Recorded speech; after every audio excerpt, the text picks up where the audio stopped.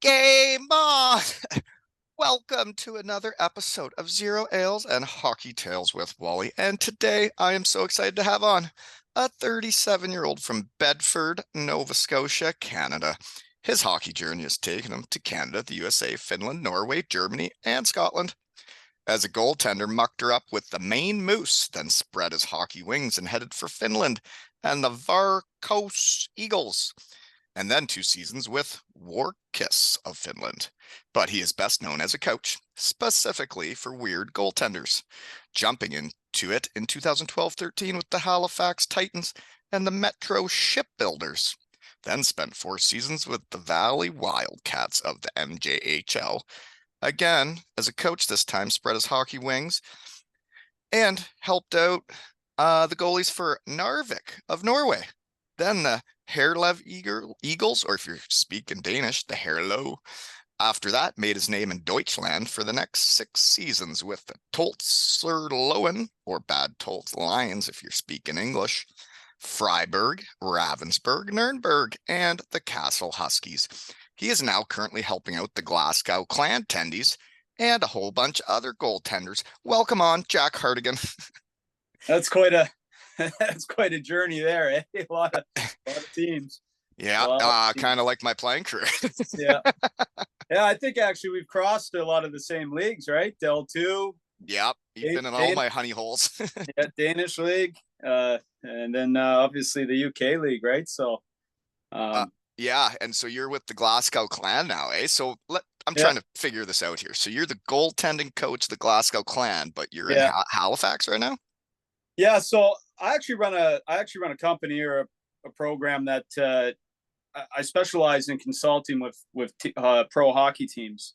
So typically, a lot of these teams they either don't have full-time goalie coaches, or they don't have the budget to have a full-time goalie coach. A lot of different scenarios, but also it's an opportunity to get over and work with the goalies all season long. So I go over typically with the teams. I go over once a month, work with them, and then just like we're doing right now, communicate with them every day and go through video. And at the pro level, they don't necessarily need a goalie guy there holding their hand, right? You can talk to them every day, right? So it's worked out well. I have done some of those seasons in Freiburg and in Ravensburg. I have been there full time.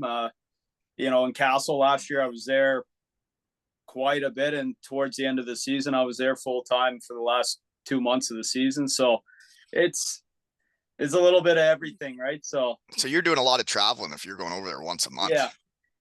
Yeah. And this year I'm not over once a month as much. I've been over 4 times now, and I have one more trip to go. But I'm also going down through Germany and helping out some of the goalies that I consult with down there on when I go over. So you've really built a business, huh?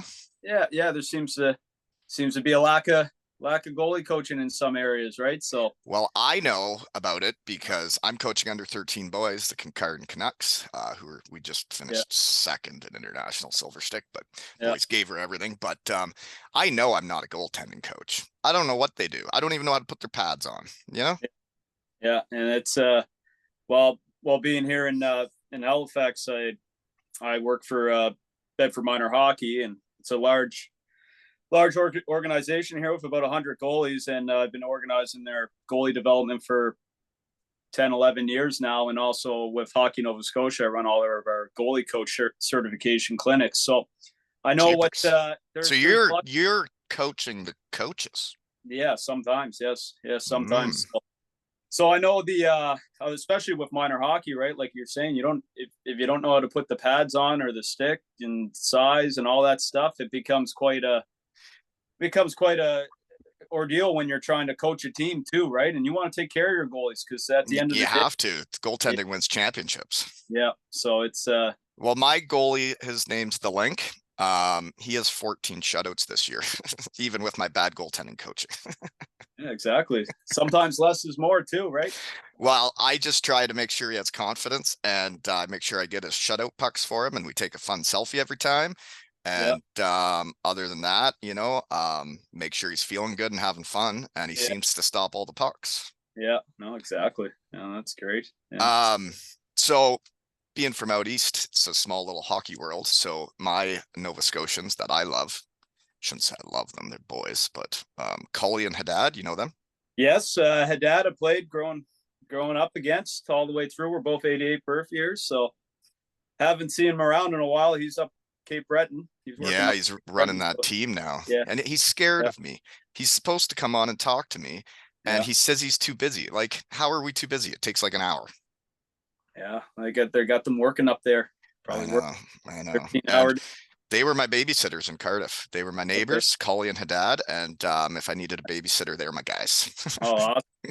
Yeah, And my line mates for quite a bit of that season too. Great guys. yeah. And Both then great. how about Steven Dixon?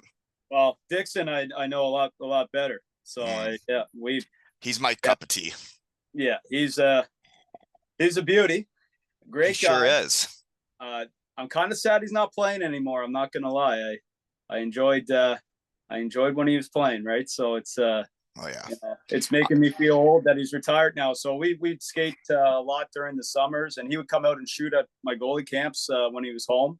And yeah, and actually, I even spent a week in Cardiff doing some consulting a couple of years ago with and Mac, who I know you Matt know well. Caruth, Yeah, with Mac there, Big and Mac Daddy.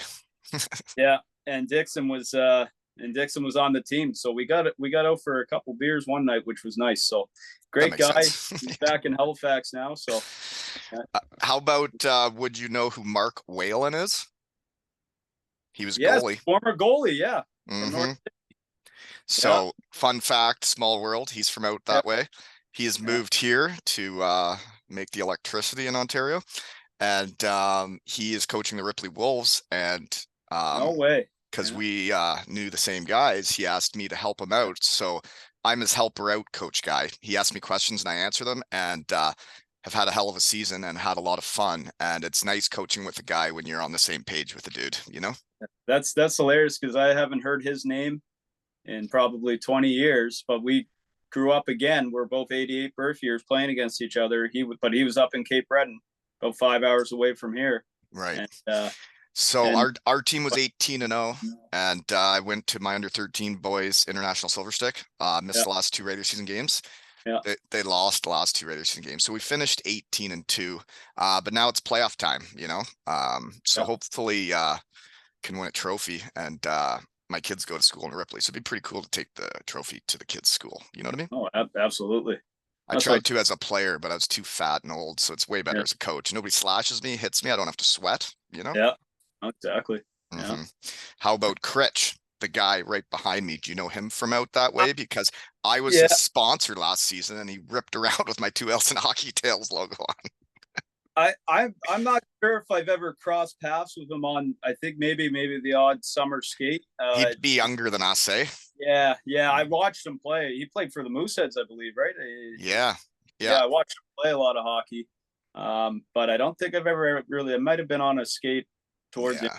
It's weird how when you come up, you really know the guys in your age bracket, eh? And then once Oh, those young puppies keep coming up, you're like, I yeah, can't keep track of all these kids. yeah, yeah, yeah. In Halifax, we're a pocket here, right? We got a lot of good pros coming up, and a lot of guys, at the top level right now. So, Yeah, no, there's a lot of good hockey players and good people from out that way. oh Really yeah, enjoy them. Yeah. absolutely. Yeah, And my former coach is now coaching the Mooseheads, Andrew Lord. yeah, yeah. Hmm. He was my player coach in Cardiff, and it's pretty neat. That was his first year coaching, and to see his coaching career blossom the way it has is pretty neat as a guy sitting back in the real world watching it. You know? Yeah. He's got a team that he's rebuilding with this year, and actually one of the goalies that I trained here forever, and he was a great friend, a really good friend, and still coaches with me in our program. He's the goalie coach with the Moosehead, so he sees your buddy there all the time, and I guess they're rebuilding, and they're gonna come back pretty strong in a couple of years. The Right. Moose And usually, that does happen in those junior leagues. Eh? They got to rebuild to actually get good again. yeah, they went for it last year, so Right. Those things last, happen. last 2 years actually. So yeah, they're just So Now you're helping out the Glasgow clan though, eh? And their Yeah, coach, I've mucked it up with him in a testimonial. If you try to take his puck, he is quite competitive. He yeah, two-handed me in a testimonial game because I took his puck. yeah, You know, yeah. Sounds, he's a sounds gamer. Corey Nielsen. yeah, yeah. Incredible coach. He's one of the smartest coaches I've been around for sure. He's a very technical and great with video and really connects with the guys. And he's obviously, he's a UK legend for playing, right? Like, so he's played the game. Yeah, Yeah, I get along with him great. He's an awesome guy. And, I got to know him through, he was coaching in the Dell too. And I was over with Freiburg for a couple of years and then in Ravensburg with Peter Russell. So so me and Pete, I was Pete's assistant in Freiburg, and then we coached together in Ravensburg where we won the final year, and then Pete went back to Cardiff. So I got to know Corey through Pete because they're right. pretty tight, right? So They coached Team GB together, and yeah, I've mucked it up on TGB. Chippy Lane in Cardiff with Team GB's coach, and we had a lot of fun Yeah, eating food on Chippy Lane. yeah. I used to hear a lot of the stories because also in Freiburg, the COVID year, we had Taff. Jason Ellery was our equipment manager, trainer. What a And small world, eh? yeah, And now so, their equipment yeah, manager's Big Red, who's also been on. yeah, yeah. Big Red's great too. And those guys, they're the guys that you need on a pro hockey team. The equipment managers are a big deal in pro hockey. You need a guy that enjoys his job and is passionate about it and is good around the dudes. Yeah, and that those guys are they're everything for those teams, right? And Oh yeah, yeah. I have a pretty big network of equipment guys. yeah, you Yeah. got to. You Oh got to. yeah. But speaking of Pete Russell, because you got ties with him, you've been with him for a few years. He gave me one of my favorite hockey stories I've ever heard when I went back for Josh Batch's testimonial last time in Cardiff. Yeah, He's like, I think you know this guy, and I'm like, yes, I do. That is the coach I dislike the most from my whole playing career. And he's like, well, can I tell you a story? Because I think he's a douchebag too. And I was like, yes, please do. And the guys he was coaching in pro in Germany, hated him so much. They had a Cabina Fest, and we're all in the room drinking and having fun. And they dislike their coach so much that one of the players put his whistle in his bum and then put his whistle back. And then the next day at practice, every time he blew his whistle, the boys would laugh, and he had no idea why. that's a hockey team right there. What goes around comes around, eh? Yeah. No. God, I'd I laugh think when he you're told me seeing. that. I think you're seeing now a lot more coaches. They're really Tr- starting to connect with the guys and stuff. Right, the coaching world's changing a bit, and Right. You got to be on so the it's, same team with your players and not be a dickhead. yeah, yeah, Mm, exactly. right. I Yeah, understand. yeah, absolutely. Yeah, Last year, you were with the Castle Huskies. You guys had 5 goaltenders on the yeah, roster. yeah. We had 5 on the roster. Yeah, so we had Brandon Maxwell, who's our starter the whole way through, Okay. ex goaltender, and we had Phil Maurer, who actually played a couple years of World Juniors with Team Germany. Great young goalie, very strong goalie, and he comes over here in the summertime and trains here in Halifax. Excellent goaltender. And then we had Christian Hufsky as our. I guess he would get games, and we kind of had a 3 goalie system. Our other goalies that were on there, those were just our young fitter license Right. Yeah. guy The for down. APs, as we Yeah, call them. Yeah. yeah. So they didn't actually. I think maybe one ended up playing a game due to some injuries and sickness towards the end of the season. There, one of the younger guys, but we had a 3 goalie rotation, and that was interesting. Tough to keep both the backups happy. Well, I understand. I guess I don't understand yet because I've coached now 4 seasons. This is my fourth, having an actual team, and I've never had more than one goalie on my team. I've never had to make decisions. I always just play the same guy every time. Yeah, It's way easier. that makes it easier, right? But Yeah. but I like having 3 goalies because I think it rises the level of compete and practice, and it always gives me somebody to work with because in pro hockey sometimes the starting goalies they need their rest sometimes, and they need Right. need to take it easy sometimes. So it was great to have some young goalies that you could push and grind every day you're there, right? So what if I was going out to practice with my under 13 goalie? What am I supposed to work on with him? Well, it depends what kind of goal you have. But He, I mean, the he's a three big, count. tall goalie, takes up a lot of the net, and positionally good. But yeah, he's a goalie. His dad told me at the last tournament at the International Silver Stick, his dad told me that my link said to him, he's like, I'm going to play in the NHL. And I thought, man, I love to hear that my goalie believes in himself and Yeah. is going to go do that. And that's the attitude you love to see out of goalies. And you sometimes don't always get that. Sometimes people are saying, "Oh, that goalie's kind of cocky or he's kind of arrogant. I don't like that." And it's like, you know You have to what? have confidence, You right? like If you, yeah, did you like Patrick Waugh? Did you right. like some you got to have Matt that. Carruth. Yeah, you got to have that confidence in the net. Exactly. Max got tons of confidence in the net. And you know that's there's a lot of the highest end goalies I've had on these pro teams.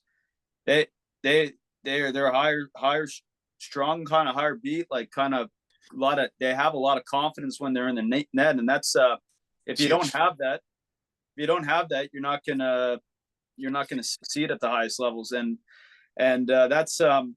that's something when you look at your goalies, you want to look at their personalities a bit and see what you're working with. And that's what I find a lot of minor hockey. There's no cookie cutter You can't box. do the same thing with every player No, because every guy's different. but the foundations, though, with a bigger goalie, typically at that age, his skating usually is you gotta hammer the skating, his edge work, his skating, his hand eye, right? Mm-hmm. Steering. So what skating drill you got for me for a goalie? Oh, I mean, you can look up a ton of crease pattern work, right? There's crease pattern, balance, side to side. There's so much skating stuff you can do, right? So when I haven't really checked out your whole profile thing there, but I saw how many followers you have. You're like famous. So if I got creepy on your Insta, would I see some drills on there to yeah, check out? so we have a whole YouTube page actually that, and I use it a lot for our coaching courses. That I have playlists set up. So there's playlists that if you want to, if like I can send this to you after. Please do. You want skating drills? I got a whole playlist of about 20 different skating videos where you can just go down and you can see all the different skating drills that you can do, and it breaks it down for you. That We sounds got all kinds of fantastic. different categories, puck handling for goalies, all kinds of stuff like that. But my biggest thing would be if you're not getting a lot of time to spend with your goalies and you got a power skating coach out, or maybe you're doing the power skating, you're high level Yeah, pro, probably doing I usually just do all of the things. I feel like I know how to do power skating because enough yeah. people made me do it against my will. Yeah, sometimes at that age with the goalies, they almost got to get their pads off. They got to get their pads off and just get them doing the skating with the team, right? They just because Oh, got to improve the skating, right? right. Skating is important. No, it's huge. It's the Mm-hmm. base. You got to be the best skater on the team, balance wise and edge work for to be a goaltender, and Right. that's Jerry Kuhn, who's been on, one of my guys, a Bronco yeah. that was with the Castle Huskies before you were Oh, I there. know very well. Yeah, I Yeah, know. he told me that his kid wanted to be a goalie, and he told him you have to be like the best skater on the team before I'll let you be a goalie. Yeah, and I think his son's doing pretty well too, because I used to see Jerry around quite a bit last year, because he was still living in Castle when he was playing in Hanover, and his son he runs the whole youth goalie development for Castle, and I think he's still doing that now. I agree, and it's nice to know guys around the game to use your resources, and that's Yeah, why I like doing this is to learn more about coaching. And thanks for coming on today. yeah, it's been awesome to come on. I Um, listen to podcasts. yeah, So how'd you find out about it? Because I'm always curious. Because all I got for a marketing team is Jake in Manchester that chucks a lot of chocolate. well, when I've always followed, like, because of coaching with Pete in the past 4 or 5 years. I've always followed British hockey, right? And then obviously there's a lot of players that I know from out east that are playing in the league, Yeah, and I seen like Mac was on there. It was a goalie I've gotten to work with, more than a few times, which is great. I still talk to him, just get to see him around. So I wanted to listen what he said. Evan Mosey, I coached him in Freiburg the COVID year. So those are that, two of my legends. yeah, the two legends, right? Mosey, one of the most incredible guys being on a team. I love. You talk about energy. You want a guy with energy. That's Mosey. I love that guy. I Great guy. only played against him when he was with Nottingham, Yeah, actually, but yeah, he was a great player. And then you get yeah. to know the guy, and you're like, oh yeah, this is the type of teammate I want. Yeah, he's a guy you want on your team Oh yeah, he can play all the time. forward, he can play D, he can Yeah, do whatever you need it for a coach, and he does it with a smile on his face, and it's a fun yeah. guy. Well, and off the ice too, he just brings the whole mood of a room up, right? Early morning, Indeed. something he's wired. So Well, the fun fact for my history with those two was we got the Twix fired up in Cardiff with Mac when he first yeah, came, and that was super fun when the fans started chucking chocolate on the ice after every win. And then didn't want to left Mosey feel left out, so then we asked for some chocolate, and then he had asked for something with peanuts in it, and then the Sheffield Steelers got right behind it when he was with them, yeah, and said, well, we're not having Snickers or something. Let's do Kit Kat, get that.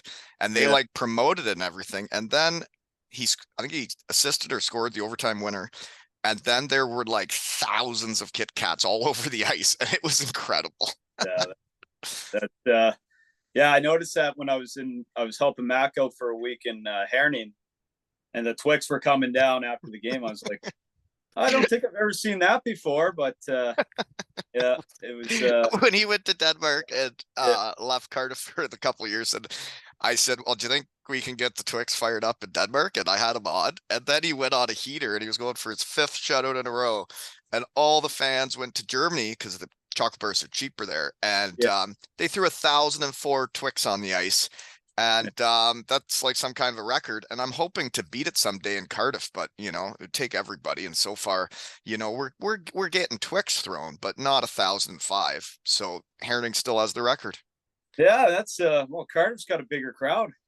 They You do. think it's just more fans there, right? So you think you'd be able to beat that easy?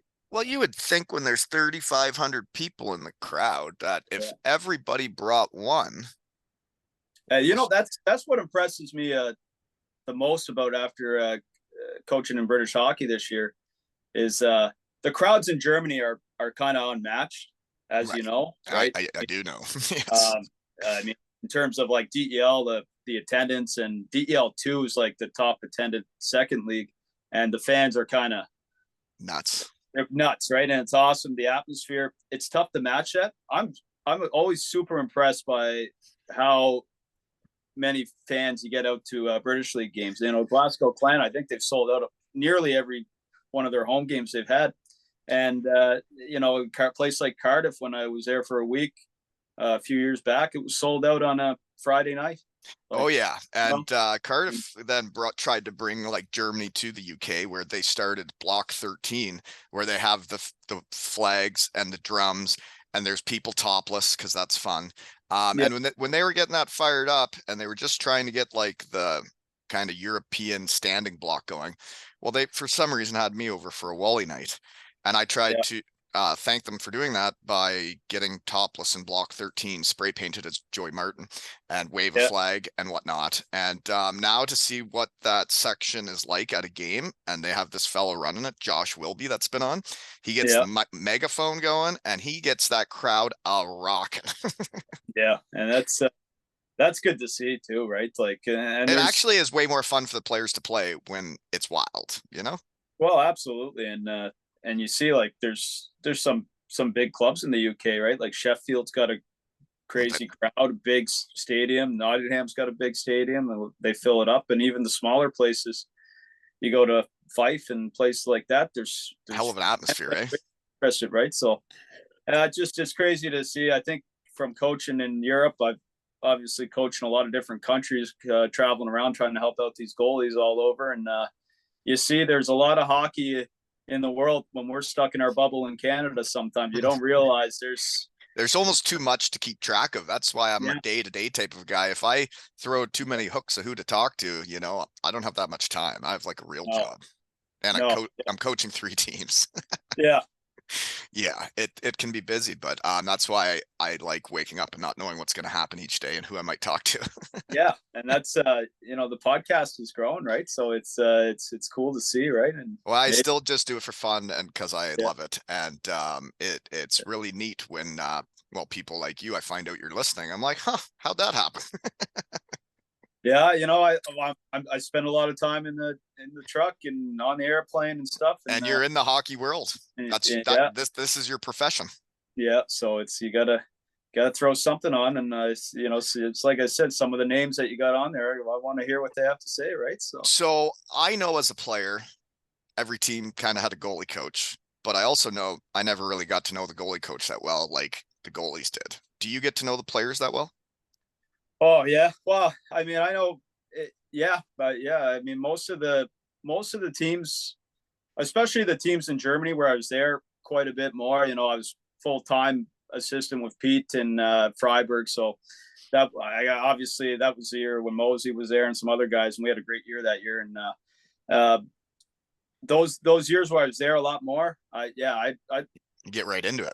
right in there, like So in pretty involved. Castle, did you get to know Marco Mueller? Yes, yeah, yeah, Marco, He yeah, he's a dandy, and he's another one of my puppies from when I was yeah, in Germany that will get his jersey retired someday. And I think it's yeah, really neat that I think there's about I think I think I'll have the most teammates ever in hockey with retired jerseys, actually, and I'm not making that up. yeah. When you were in Freiburg, was Carlos on your team? Mark Whitfoth? Mark was witty, yeah, Yeah, we called him Carlos because he looked like the yeah, baby from The yeah, Hangover, yeah, oh yeah, yeah, yeah. Yeah, yeah. No, Whitty was for sure, and his jersey's up in the rafters now. isn't it? And he Yeah, was my Bietigheim puppy, and me and him had a couple fun nights, and he even had a couple sleepovers at my apartment yeah, because he couldn't get home. yeah. No, Whitty was yeah, he was one of my favorites on those teams. Those 2 years in Freiburg. He's a beauty. He was he would he loved tipping pucks. He'd sit in front of the net in practice and you'd just he'd tip pucks all day and Yeah, wasn't he'd afraid. muck it up and give her. When I was with him, I had I think we both had knee problems that year. We were both going through knee issues. That was the year I was with him in Bietigheim. Yeah, So we spent some time together with our one legs. yeah, Yeah, yeah, but pretty cool that he goes to Freiburg and then ends up getting his jersey retired. I never yeah, got my jersey retired anywhere, but I think it'd be really neat for a guy. yeah, yeah. And I think a lot of those guys on that Freiburg team, they stayed together for so long because they're a smaller budget team, and a lot of them, the city's incredible in Freiburg. It's it's like Biedenheim. It's a great area, right? And a lot of the guys that were there, they'd been there for 7, 8, 9 years. Some of those guys, They built a great culture. yeah, the core of like the team culture on that team was really great. And but you see, there's still a few of the guys left now. It's getting a couple more years, but there's guys that go there typically stay there a good chunk of time, right? So Well, and Pete must have been doing a great job coaching, but watch your toes. I'm going to drop more names of my puppies that will have their jerseys retired. On Freiburg, Christian Billich. He was my yeah. puppy in Hellbron. Oh, Billy, yeah, Hmm. yep, He's a Billy, legend yeah, there, eh?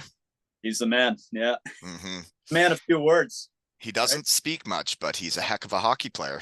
Oh yeah, yeah, Yeah. he can still go, yeah, And then it looked like, well, I played with his dad, but they have the same name. That's what confused me. Luigi Culci. yeah. I had Luigi in well, we won a championship together, old Luigi and yeah, myself. So his old man was the captain in Hellbrun when I was there, and he was the Yeah. young punk running around the arena.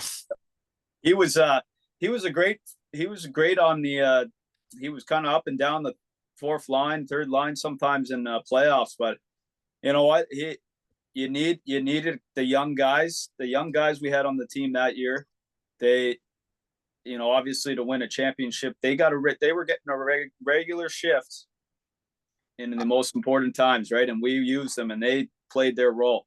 Which sometimes a lot of the guys at that level, the younger guys, They're not ready. maybe 3 or 4 years from now, they might be a second top six player. But that was the difference with that team that year. We had a fourth line that they recognized that if they were going to play, they had a role to play, and they were a shutdown line. And Luigi played that well that year. He was I, I, I know exactly what you're talking about because when I went to Germany, a lot of teams would load up the first line and maybe the second line with imports and like their best Germans.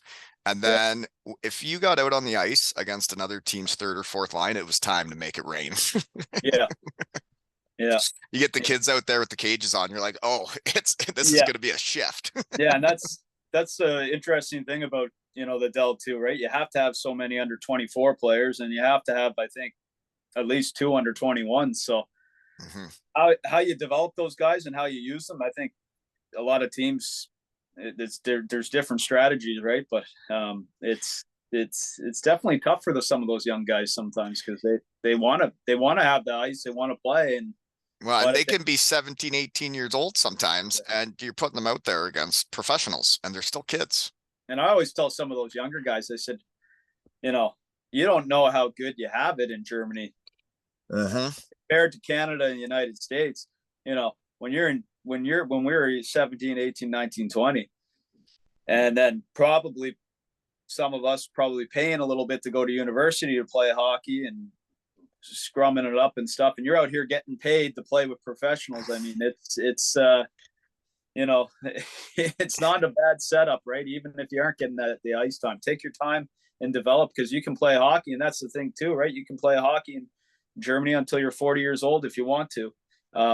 And it's that they have to realize too, like maybe you're not getting that much ice time in the games, but you're getting to practice with some really good hockey players, and I Yeah, find that's when you get better. yeah, and that's a big thing with the goaltender development over there, which is awesome too. Is like you got, you look at Glasgow this year. You got Landon Bow. He's played games in the NHL, um, helping out Lucas Bryan, who's going to eventually be the future starter of the UK team. He's a talented goalie, and he's on the roster now, right? And then you got a young 17-year-old goalie there. Just watching and learning how a real pro Goes behaves, day by day. Yeah. and there's enough age gap there that most of those older goaltenders don't mind taking on that role of being the mentor to these younger guys because they don't feel the threat of I losing totally ice time. totally know what you mean because you So get into North American pro and the goalies can be around the same age and are fighting for the same things and yeah, you yeah, know, you need to have the right culture of helping each other on a team. yeah, yeah. So that's always the cool thing about club hockey in Europe is you get. How is Glasgow doing this year? I haven't looked. You know what? It's the team. I think they had like last year. I think they had a bit of a rough season, right? I think they finished close to last place. And then this year, the team is all basically. I think they're like 15 or 16. Pretty much a whole new team, and we we're very talented and we've done well, but we've When you dropped get some games. that many new guys, it's you got Yeah, to build the culture and it can take yeah. some time. Like we won a lot of Challenge Cup games. We like early on, and we made it through to the quarterfinals. We just lost out in the quarters to Nottingham in the Challenge Cup. But it seemed like, how that schedule goes. You have those 10, 12 Challenge Cup games. We'd win our Challenge Cup game, And then lose the league and game. then the next game. So we lost we were kind of winning one, losing one, and then we a lot of those were the regular season. So we're down in seventh place right now, but it doesn't feel like it's tough for me to wrap around the whole three trophy system. It's interesting, It's different. I but remember when I it's first went to hard, right? Cardiff that first year in 2014-15, and I thought we were like, I showed up to a practice the one day and I'm like, oh, we're winning games and we're having fun Yeah, and we're building a culture here. And then all of a sudden it was a full blown bagger and Lordo bagged us like crazy. And he brought us in and said, we're in seventh place right now. This is unacceptable. We're better than this.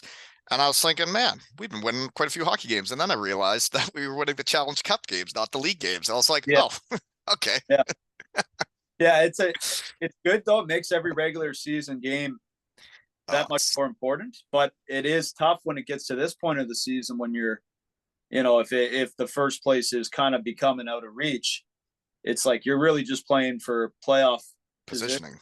Yeah. So It you is a know, weird thing to play the big yeah, trophy. The biggest one is the regular season. It yeah, makes every single game like game 7, but then the new guys in the league don't really get that when they show up for their no, first year in the UK, because I know I didn't. yeah, yeah. It's tough. It's tough because it's like our team has beaten Cardiff this year. We always play them really tight. We've beaten all the top clubs in the league, and if you were sitting here getting ready for playoffs, we end up being in 5th or 6th place, we'd say, fine, oh great, we'll get into that round 4 to 7 game series, and we know we can compete with them, and let's see what happens. That's you can There, kind of but there's no kind of best of ramp up. sevens. Yeah. So there is no best of 7. So it's just There's not even home ice, man. You yeah, only play a home and home, and they yeah, combine the score. That's so yeah, not hockey. yeah. No, it's definitely unique, and it is cool to I like the idea that the ultimate champion has to win all 3 trophies like Sheffield did last year. So that's it's kind of cool, but it's just, yeah, for me as a hockey player, if I was playing, I'd You'd want the definitely best of find, seven. yeah, you want that I best. I want to know who the actual best team is, and it's a best of 7 to figure that Yeah. out. Yeah. Hmm. And I just think back to like the playoff runs in Germany, and it's like, That's what I actually wanted to talk about right now, yeah, because ich auch ein deutscher Meister. I am also a German champion, and some of the most incredible days, the day we won in Munich, the parade the next day, I did misbehave and things got away from me. But I was really excited about winning because I had lost in the finals the last 2 years before.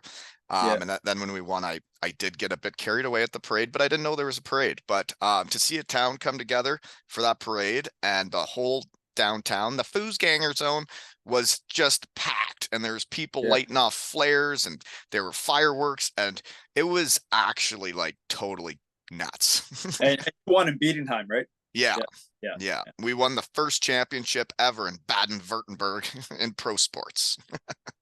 Wow. So yeah, I can imagine. I mean, the Steelers fans are pretty hardcore, right? And I Well, remember, after that year was like magical, and then their budget went down a bit the next season, but we had yeah, mostly the same team, and I hurt my knee and missed the whole year. I think yeah, they lost in the semis when I was hurt there, but then the budget went way down after that, and then our third and fourth lines couldn't play like we yeah, used to be able to, and depth wins championships. And then I was asked to kindly leave after 4 years. yeah. That's it's tough as an import, right? It's Well, I felt like I was still doing the same things, but when your team doesn't win, they change things. yeah, that's a classic So import. what goes on in Ravensburg when you win a championship? Did you Uh, misbehave, or you were a coach? You were probably all professional, like. well, yeah, probably. Yeah, I mean, we definitely had a few beers after we. Right. I don't really drink a whole lot, and so when those German beers came flowing in the Yeah, the big one mask, and liters, they're yeah, strong too. They can really catch you off guard. yeah, we had a fun night after we won. So that whole playoffs was a crazy situation because we started when we beat one of your old teams, Landshut, in the first round. So the team Pete had left to go coach Augsburg that year, and Okay. things didn't work out in Augsburg as they haven't been for the last few years, and they've had probably 6 or 7 different coaches in the last 3 years. And Hmm.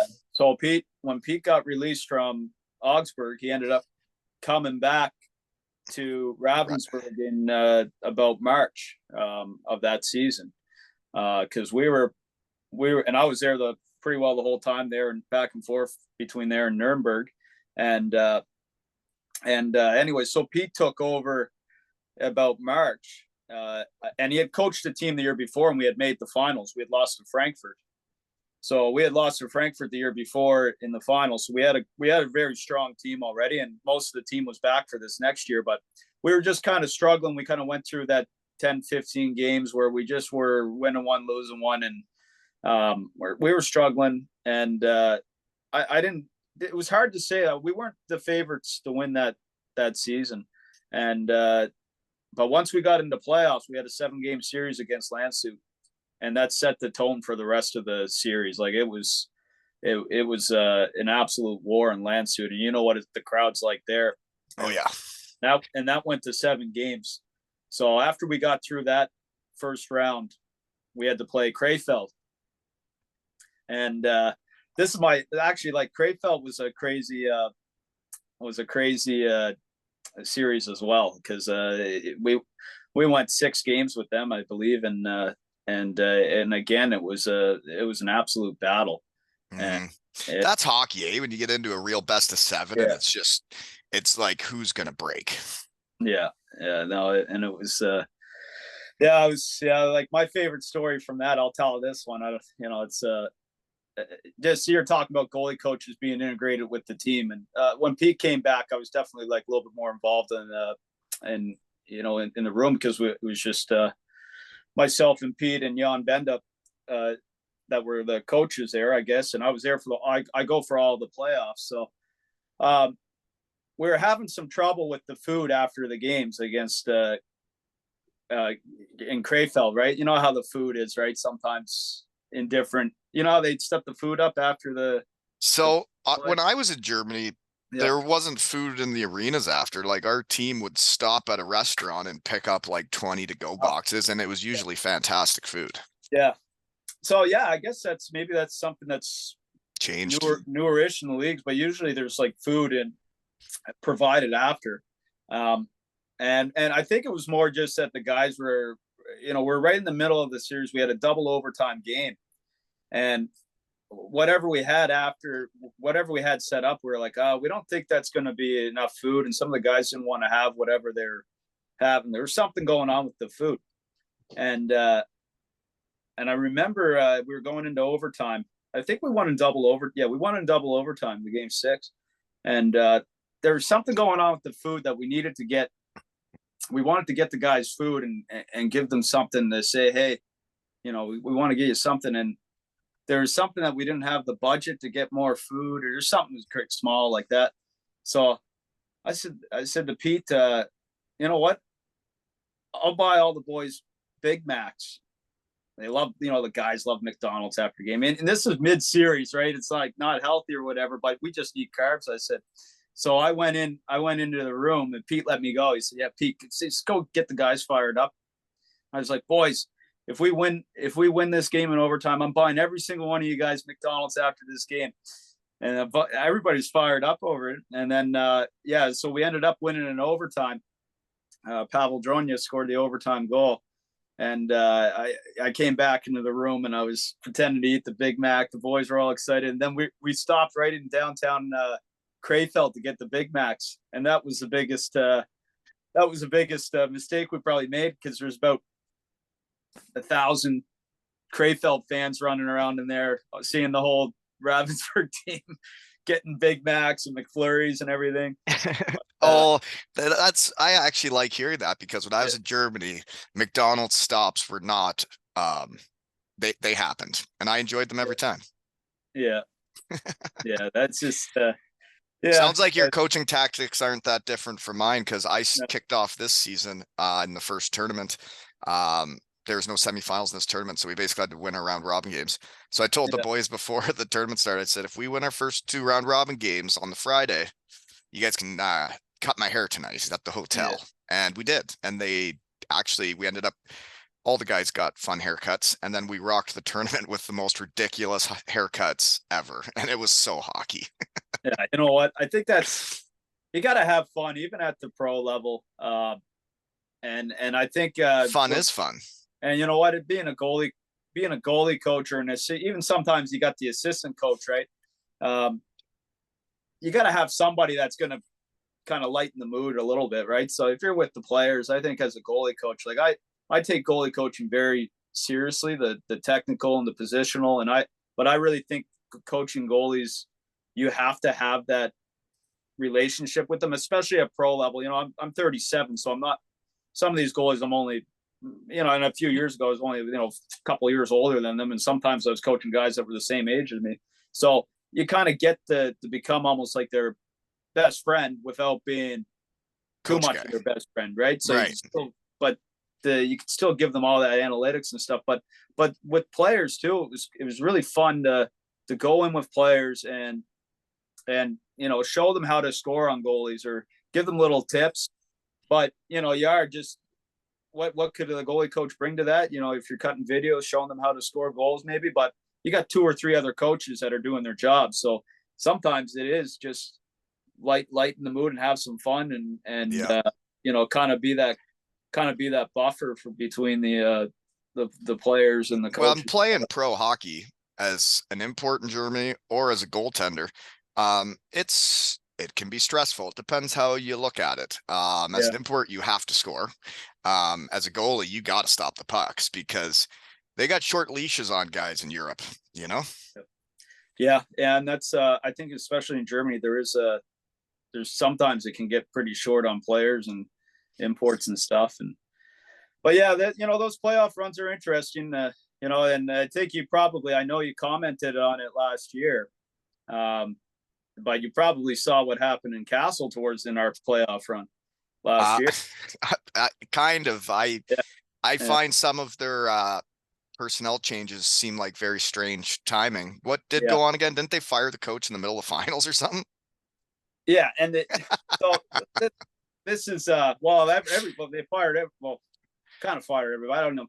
I'll tell you the whole story on that one because that's a lot of that was the strangest thing I've ever been involved in. So that it was the 3rd year in a row that I got to be in the finals. I was enjoying it, and we had a top team, so we were in first place going before playoffs, and Bo Sibser and Jan Melikar, they let them go, and we were in first place. So that we were for sure struggling, and a little bit into the stretch, but that was weird for me to see a coach personnel change when you're in first place. When we're in first place what do you want the coach to do other than be in first place? I'm just curious, thinking out loud as a coach. And this has happened in Castle where they've been trying to get over that hump to play DEL for so many years now, right? 3 or 4 years. They've been a top team, and come playoffs, something happens and hockey happens, and teams, Bad Nauheim knocked them out one year, and there's just some Biedenheim knocked them off in the finals after they beat us in Freiburg a couple of years ago when Biedenheim went up. So anyways, the stress of that, they're trying to get the team to move up happened. And so they made a coaching change, and that's hockey. I think at that time, the team kind of needed something. They needed something. But yeah, it was definitely different for sure. And then Bill Stewart came in, who's a legend of Mannheim, right? He coached Mannheim he coached in the NHL and played in the NHL. And Bill came in to bring in that kind of old school, tough love hockey. Yeah. And he did that to a T, and the team was rolling. We made it to the finals, and I absolutely loved coaching with him. Yeah. Because and actually I was spending a lot of time there with him, and Hugo was there and as the GM, but he was also kind of acting as the assistant coach after the coaches were fired. So we had a great little coaching staff going on there for playoffs, and so it's it happened in Game 5. It was Game 5. We blew a lead 2-1. I think we're up 2-1, and ended up losing 3 or 4-2. I think we blew a lead at home and went down in the series 3-2 against Regensburg. And I just remember Hugo coming in and saying like, well, I think we all just got fired from the owner. So he was I think he kind of resigned, and because he had to fire the Bill, and it was a really strange situation and I know Hugo, and had a quick message back and forth with him after it happened to show my support, because I played against him in the finals in Germany when I was with Landshut, and that guy was a gamer and played hockey the right way and was actually the best face-off man I ever saw in my life. He would just Like our centerman's sticks would break because he was so strong. He would break their sticks taking draws. And they ended up beating us in overtime of game 5 of a best of 5. And it Yeah, still pisses me off. But that yeah, guy's a hockey dude and he's a Castle legend. And you're telling me they're firing him in the middle of the yeah. finals? What a Yeah, joke. I think he was asked to fire Coach. And Bill. he was like, no, Yeah, and then we're in the middle of a finals. Grow up. yeah. I don't want to speak for them because they have their own perspective and their own thing. But I still don't even know if I was fired or not from that team. I never received. Nobody told me anything because I was just a goalie coach. But I knew when Bill was going down and Hugo was going out. Hugo had brought me in and treated me so well. I was like, if you guys are going, I'm not I'm not coming here back. either. Yeah. But I felt it felt awful leaving the goalies out for that too. But I didn't know what to do. I was like, nope. Nobody still told me if I was supposed to stay or go. But you know, That's Bill was my bizarre. Bill was my ride to the rink. So I said, I guess I'm going home with you. And probably, yeah. So nobody still told me. But that was a really crazy experience. That's like that crazy European hockey. Like, Yeah. And you talked about Augsburg having like 6 coaches in 3 years. yeah, I find coaching in Europe would be a very strange yeah, profession if you get on some of those teams that well, they'll go through 6 coaches in 3 years, but they say they have such a small budget. It's like, yeah, well, then why are you paying so many coaches? Why don't you get a couple better players and keep the same coach? yeah. Mm. No, absolutely. And I'll tell you one thing about Hugo. He was the hardest working GM I've seen in the 10 years that I've been involved in pro hockey. He Is that would, right? yeah. He was one of the few guys that ever asked me for a list of kind of getting me to scout goalies too, like around the Oberliga and Del 2, all the young guys and depth charts and stuff. But Hugo would be driving around all over Germany watching games and seeing who's out there and like Well, yeah, you'd have to if you really he want to win. some sport managers they have different roles on those teams, but he was the hardest working GM I've ever seen in the European hockey. He was really Oh, he's a took it. hockey guy, and he Yeah, was a gamer. And that final series against Castle, when he was their captain, man, yeah, he's a player. yeah, I had a yeah, lot of respect for him. yeah. So I hope he finds another job in Germany soon because that would be good to see him back in the game. So not to switch it up too much here, Yeah, but we were talking about Ravensburg. yeah. Did you ever look up in the rafters while you're in Ravensburg and see the jersey up in the rafters? Uh, It's yeah, yeah, number yeah, 29, Ben yeah, Thompson, who's been on. I played yeah, against him like every year in Germany, and yeah, the two of us would be like 2 of the leading scorers each year, and we had a lot of respect for each other. I had him on the pod, but yeah, Dreisaitl's old man was the coach back then, and Leon would go out on the ice after practice with the fellas, and Ben Thompson was his favorite player. And fun fact is Leon Draisaitl wears 29 because of Ben Thompson. And now I go to like OHL games or you even see some young kids coming into the NHL and they're wearing number 29. And I'm yeah. like, I understand you're wearing that because of Leon Draisaitl, but do you know why you're really wearing that number? Ben Thompson. That's yeah. Yeah, that's No, hockey. Ravensburg, yeah, he must have won one of I wonder if he won a championship there because of They did. Yeah, yeah, him and Matt Kinch, and I had those yeah, guys on. I think it was the year I hurt my knee, so I didn't have to feel as bad about yeah, them winning. yeah, yeah. Like one goalie that I'm really close with, and he comes over here every summer is Jonas Langman. I'm sure you must have played against him because he's been playing in Germany for That rings a 16 bell, years. yeah. Yeah, he would have won. He's won 2 championships with Ravensburg, and he won in Fishtown when they were down in the league. Bremerhaven. And now he's Landshut's starting goalie. So yeah, So, fun fact for Landsuit is that had one of the coolest things ever happen like this week. I can't keep track of the days anymore. But I had someone on from Landsuit that sent me a nice care package of stickers and yeah, posters and stuff. And then I had someone reach out and say, Um, would love to have you play hockey again in Landsuit one more time with Hammer, Geipe, and Whitty. And they're like, we have a charity game every couple years, and it would be great if you could come over and play. I'm like, yeah, that sounds splendid. I'd love to, but flights cost a lot of money, and I have children in minor hockey to pay for and all that.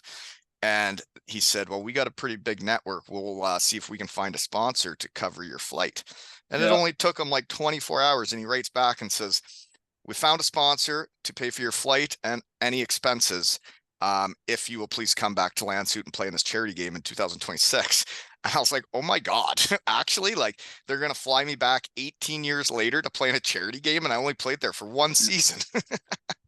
that's amazing. Yeah, It really is. And I can't wait to get back to Landshut that's because it is an caliber. unreal town. That's the caliber of fans that's over there. No kidding. And Landshut is really, yeah. I'll probably go. I'm hoping to go to Landshut to watch Jonas's gate playoffs this year. I'd like to see a couple games, and I love Munich. Munich is like, I think Munich is like the best. Big city. It's the best city I think I've been to in Europe overall. I just love Munich. So So and you've probably flying, been to the Hofbrauhaus? yeah, yeah, I've been, Mm-hmm. yeah, Yeah. Oktoberfest?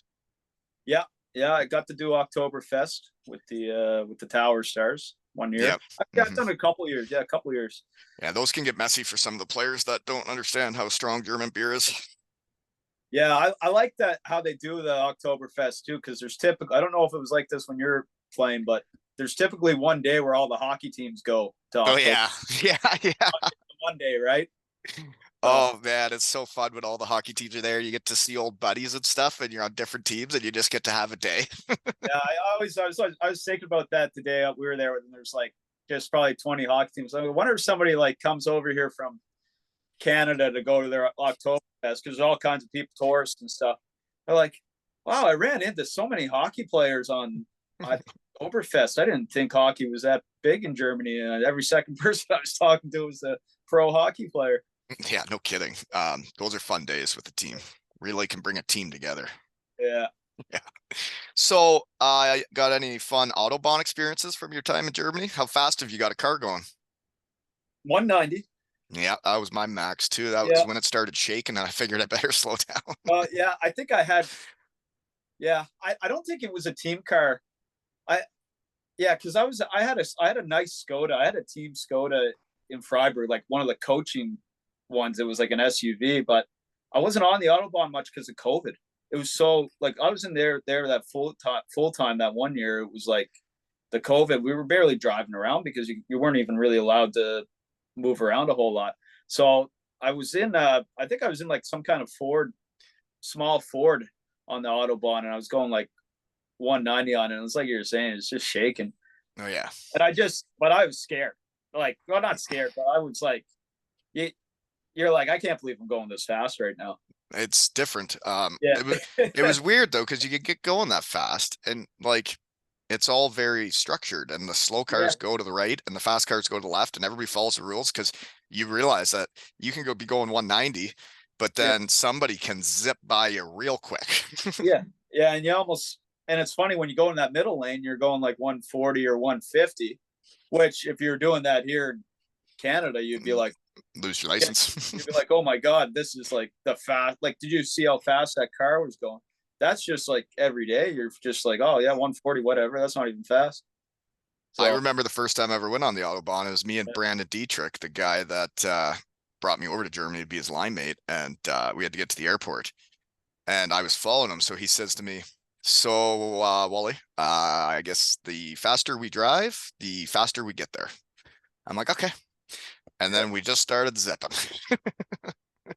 I love when you'd be on the bus and you'd be, you one of those long bus trips, because you know how the Del 2 was, right? You drive.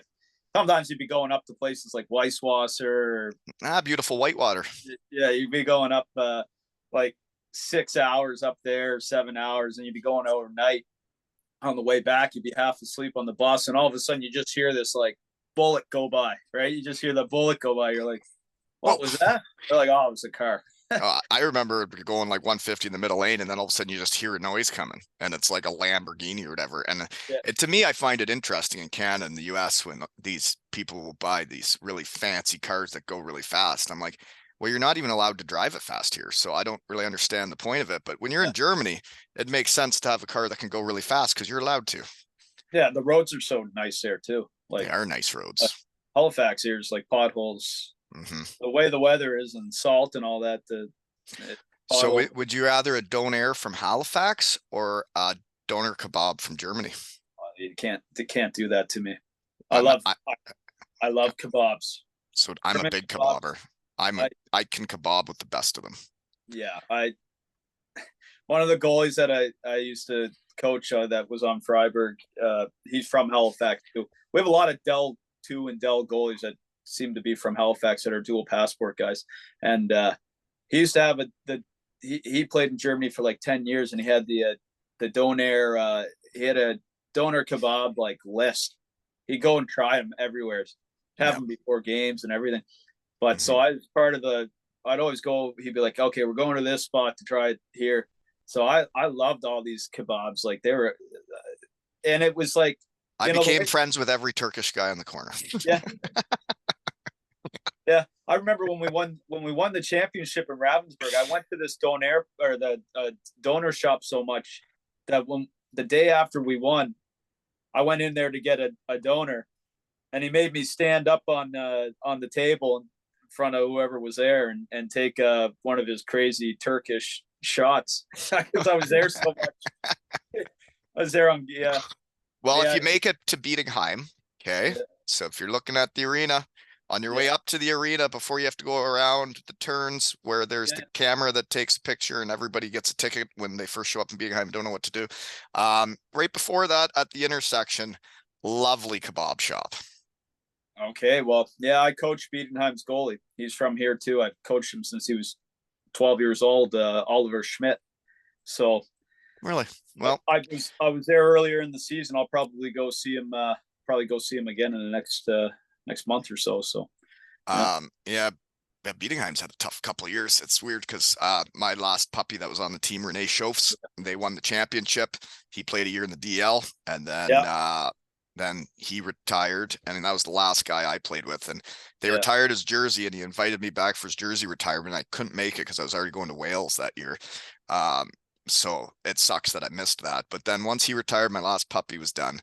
They got relegated from the first league to the second league, yeah, and then the next season got relegated to the third league. And I thought, yeah, that's too bad for you guys. yeah. So my goalie Schmidt Oli, I've coached him since he was 12 years old here in Bedford. He was the goalie on Biedenheim last year when they got relegated, and now he's still the goalie. He stayed on with the team, and they're in the Oberliga and they're in first place right now. Are So they? yeah, it's them and Hellbron. Oh, my two old teams are mucking her up. Yeah, so they're in the South. They're the top two teams there. They're pretty well even in points. And Kind of that is a very big derby or rivalry, as you'd call it. yeah, good games. I've watched most of those games this year. The pretty good games those teams, and then you got Hanover's stacked up in the north. So it's looking like if I was betting, you'd probably see Hanover Against beating Bietigheim or Hellbron to see who or goes up. Hellbron. Yeah. So it's that Oberliga. That people probably don't understand much in Canada about the Oberliga, but that's got to be the craziest third league pro hockey in the world. Like it Well, there's for guys that can make money in the third league.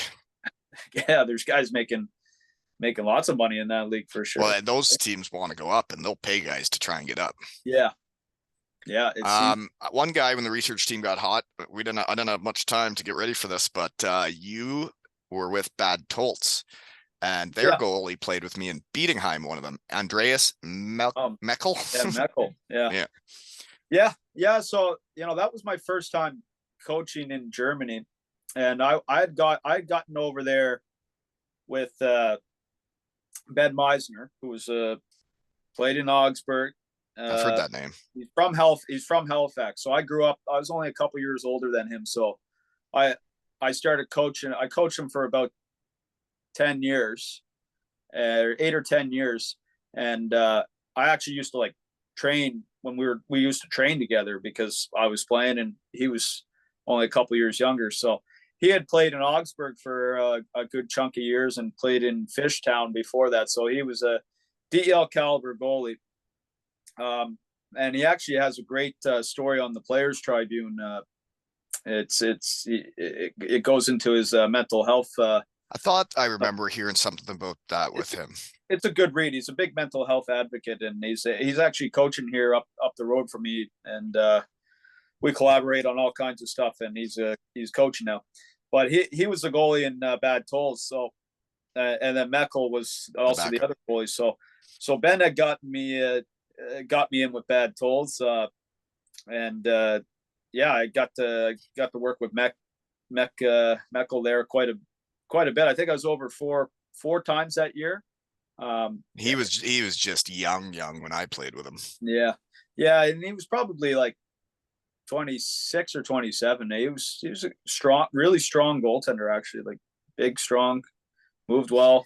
So okay, here's a random question. I'm gonna have to get back to the real world pretty soon. But what's your favorite barn that you've been to in the world? Oh, wow. Tough questions, eh? That's a tough one. Thank you. I got to think. I'm just thinking about some different. There's some interesting rinks I've been to. Like there's this team that I was helping out in Narvik, which was in the Arctic Circle. So they're in the top league in Norway now. My old teammate from Finland was coaching that team up there. They played. So you're playing in the Arctic Circle to start for starters, small town. They played in. They have a rink that's on like the third floor of a mall. And all kinds of like sun comes in. Like it's a pretty cool rink. Huh. But in terms of nicest barns, because I'm trying to think like in maybe not nicest, but like best atmosphere type deal, you know, like I could look back at videos from Landshut when we were going to the finals, and man, it was electric. Landshut would be up there for sure, Del 2 wise. I'll tell you, Nuremberg has one unreal rink too. Augsburg was an incredible spot to watch a game in. What they've done with their fans, and it comes back to the fans too. I always like talking about different rinks, like in Europe. When I'm telling people back here, even when I'm talking to my son, I'm like Bad Nauheim and like Krimichow. Yeah, big people are like, so there's these rinks that they have a roof over it, but they're outdoor, like no walls. You're like, yeah. Krimichow was definitely the coldest game I've ever played. We went there in like January or February one year. All the water bottles were frozen. You couldn't drink water. Your sticks were way too stiff because they're frozen. And it was freezing cold out there. Like you didn't want to run into guys or hit guys because it was too cold. But it's cool when there's like, you can see the forest, like you're looking at the net and you can see the forest behind you. Yeah, Krimichow's got that, and there's I think the train kind of goes by there too sometimes, like in the background. So Krimichow, you got the forest back there. And I always laugh too. I call it the smoking section, that back part in Krimichow. Yeah. Everybody's always smoking. Everybody's smoking, and sometimes they can even be topless in like the cold state of the year. Yeah, it's fans over there are totally different than in North America, aren't they? Yeah, that was like in the finals against Bad Nauheim with Ravensburg. They had to stop the game for like 20 minutes because somebody brought up one of those like soccer flares in. Oh yeah, and they set the flare off, and like there's just smoke drifting around everywhere. And imagine trying to play in that rink in late April. I actually never played in Bad Nauheim. They were in the third league when I was there. Okay, yeah. It really bring back memories. It's really making me look forward to going back to Germany in 26 because I haven't been back since I was asked to kindly leave Germany. I did get invited back for 2 jersey retirements, but couldn't make either one because I was going to Wales the same year. But man, it'll be so fun to go back to Landshut and like be around that culture. And they say this charity game is going to have 4,500 fans at it. It's going to be a sold out barn in Landshut. That'll be fun. Yeah, I'm sure they'll fill it up for sure. I may have to exercise before that. Yeah, you might have to get on a workout routine. Ugh, I haven't done that in like a decade. Yeah. Oh dear. They're probably going to want me to do a spinneroonie too, and I don't know if my knee can do that. Yeah. Yeah. Oh, that's going to be so fun. Well, do you have anything else before we shut her down? I have to join the real world and work all day. No, yeah, no, I got to get back to coaching here soon. So got some. Well, that sounds like a fun job you have. Yeah, well, I'm just sitting here in my. I got a hockey store up front here, Really? and yeah, it's a full hockey store, goalie, mostly goalie gear, and then we got a synthetic ice out back that we do training on, and then a full gym. Who I share the gym with a guy named JP McCallum. He's been Brad Marchand's trainer for 20 years, so so we have a Whole thing. place going, whole facility here going on. So we're pretty busy, and then yeah, I got a lot of on ice tonight and a lot of coaching. So You're a busy guy. My team's got a game tonight too. I'm looking yeah, forward to getting back on the horse after losing the finals. yeah, yeah, you Yeah. got to get back at her, right? So Oh yeah, that's all you can do. yeah, yeah, Well, thanks for making the time for me, and thanks for no listening to me problem. talk to beauties. No, you know what? Yeah, I mean we have so much in common with the different teams and No stuff. kidding. There's way more we could talk about, but Yeah, I got to could do things. yeah, and I could ramble. I'm a rambler, right? So Me too. half the time you can't make out what I'm saying, but it's okay. We'll figure it out, right? Well, Yeah, we'll have to do this again someday. I'm looking forward to seeing where all this coaching will take you because it seems like you got a lot of goalies under your umbrella, and it is yeah. fun seeing your puppies go and do cool things when you're coaching them, isn't it? Maybe we got to get on here with a few of the goalies here, right? You know, a few Get of them. all the weirdos on at Yeah, once, eh? that would get really things would get pretty weird. That's Yeah, for I agree. yeah, yeah, We should do that. That would be fun. You can pick a few of your favorite guys that can chat, and we could do another one. That'd be fun. yeah, Do it yeah, like from goalies all over the world at the same time. yeah. Why not? Why Yeah, wouldn't we? yeah. Hmm. Yeah, that's fun. All right. Well, enjoy the rest of your day, and great getting Yeah, to know you today. yeah. And this Great. has been another episode of Zero Ales and Hockey Tales with Hardy and Wally.